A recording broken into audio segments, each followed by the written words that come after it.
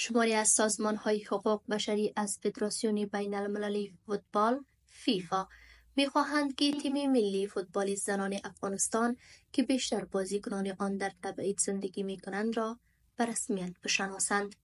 ائتلاف ورزش و حقوق در گزارش تازه خود که روز سه‌شنبه 25 مارس تحت عنوان این فقط یک بازی نیست بلکه بخشی از هویت من است مبارزه زنان فوتبالیست افغان برای حق بازی منتشر شده، همچنان از این فدراسیون تقاضا کرده که باید برای توقف تبعیض مداوم علیه زنان فوتبالیست افغان در تبعید و تسهیل بازگشت آنها به مسابقات بین المللی اقدام کند.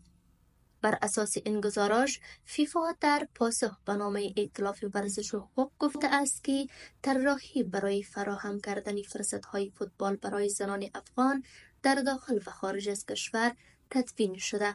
اما گفته نشده که آیا قصد دارد تیم فوتبال زنان افغانستان در تبعید را به رسمیت بشناسد و یا بودجه مشخصی را برای آنها در نظر گرفته یا نه. این گزارش تنها 2 روز قبل از قرعه کشی مسابقات مقدماتی جام ملت‌های آسیا AFC 2026 منتشر شده که دروازه‌ای برای حضور در جام جهانی زنان 2027 است. تورنمنتی که تیم زنان افغانستان برای دومین دوره متوالی از آن باز خواهند ماند.